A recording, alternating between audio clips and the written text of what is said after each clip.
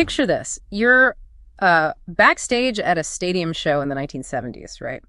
You are looking at a rock guitarist who is touring the world with Fleetwood Mac and, well, the Beach Boys. Yeah, the standard rock and roll excess is just, everywhere. Exactly. But this guy, he is a strict, raw, vegan ascetic who is quietly meditating right in the very middle of all that chaos. It is just the ultimate cultural paradox, isn't it? I mean, you have the total hedonism of the 70s music scene colliding directly with this deep ascetic discipline. And that meditating guitarist is Steve Ross. He went from a touring musician to a Vedic monk, and eventually he transformed into the guru of LA.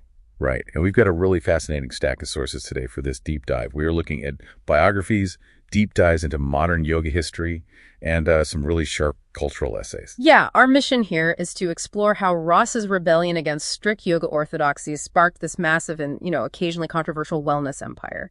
So, okay, let's unpack this. Well, to understand the rebellion, you really have to look at what he was actually rebelling against. Yeah. Because when Ross returned from Indian ashrams to Los Angeles, he famously described LA as an insanely dysfunctional world. Oh, totally, I can imagine. Yeah.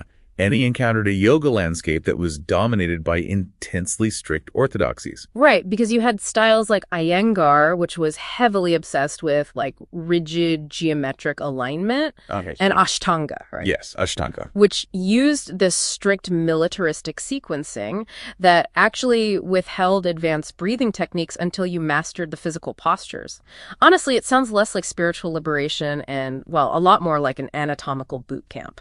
It really was. I mean, those traditions largely treated the body as an architectural structure that required rigorous and honestly sometimes authoritarian correction. And Ross just actively rejects that. He opens his own studio and starts blasting loud Stevie Wonder and Marvin Gaye tracks during class. Right, which was unheard of. But I have to push back here for a second.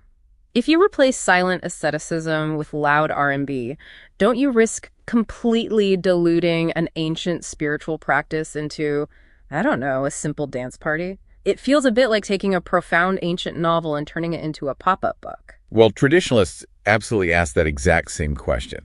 But what is fascinating here is why he did it. Ross wasn't actually trying to dilute the practice at all. Wait, really? No, he was actively bypassing Western intellectual defenses to deliver immediate emotional relief.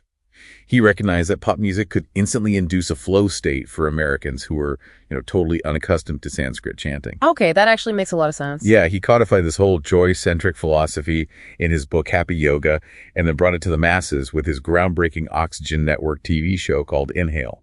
Well, here is where it gets really interesting. Because Ross stripped away the intimidating Sanskrit and the asceticism, he inadvertently created a product perfectly tailored for the high-stress, high-ego world of Hollywood. Oh, absolutely. It was the perfect match. Yeah. Right.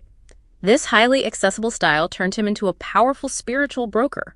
For example, he ended up teaching hip-hop mogul Russell Simmons. And that single connection created a massive cultural ripple effect. It really did. So Ross introduces Simmons to Eckhart Tolle, who at the time was literally living in Ross's backyard. Which is just wild to think about. I know. And then Simmons shares Tolle's work with Oprah Winfrey, who skyrockets Tolle's to global superstardom. That entire pipeline to mainstream mindfulness basically started in a yoga class set to classic rock. It perfectly illustrates how charismatic authority can shape global culture.